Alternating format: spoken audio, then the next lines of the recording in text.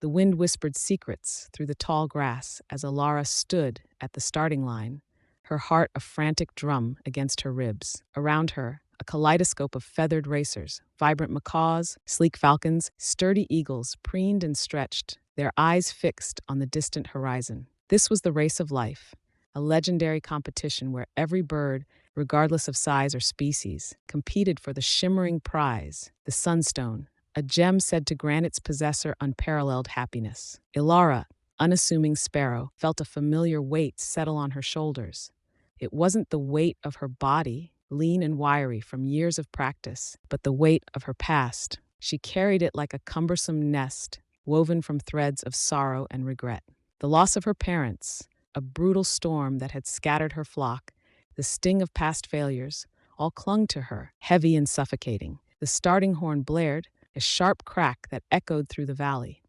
The larger birds launched themselves into the air with powerful strokes, their wings a blur of motion. Ilara, hesitant, took flight, her small wings beating furiously, but the weight of her memories held her back. She felt the sharp pang of guilt whenever she saw a swift falcon overtake her, the bitter taste of failure whenever she lagged behind.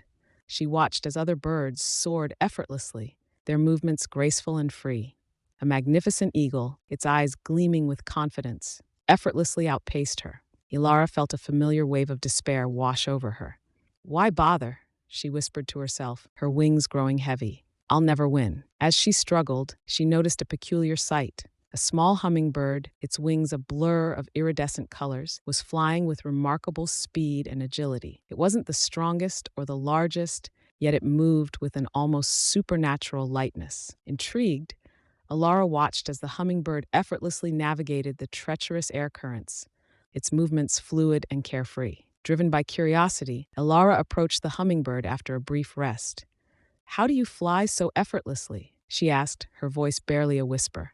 The hummingbird chuckled, a tiny tinkling sound. "I carry nothing but the present moment," it replied. "My past, both good and bad, is left behind. I don't dwell on past victories or defeats. I simply focus on the next beat of my wings, the next gust of wind." Ilara looked at her own burdened wings, at the heavy nest of memories she carried. The hummingbird's words resonated deeply within her.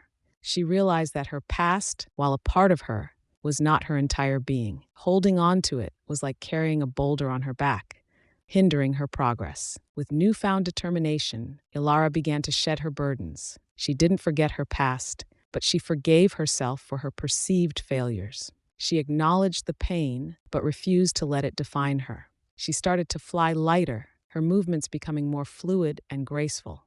She focused on the present, on the rhythm of her wings, the warmth of the sun on her feathers, the beauty of the landscape unfolding before her. The race continued, but Alara's perspective had shifted. She wasn't competing against the others anymore. She was competing against herself, striving to be the best version of herself. She celebrated the small victories, learned from her mistakes, and embraced the challenges with a newfound lightness.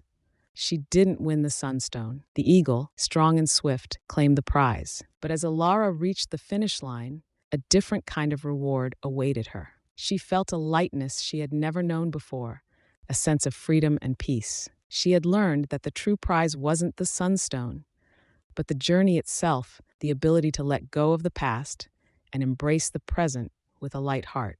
As the sun dipped below the horizon, painting the sky in hues of orange and purple, Ilara perched on a branch, her heart filled with a quiet joy. She had learned a valuable lesson. The race of life isn't about reaching the finish line first, but about learning to fly free, unburdened by the weight of the past, and embracing the beauty of the present moment. And that, she realized, was a prize far more valuable than any gem.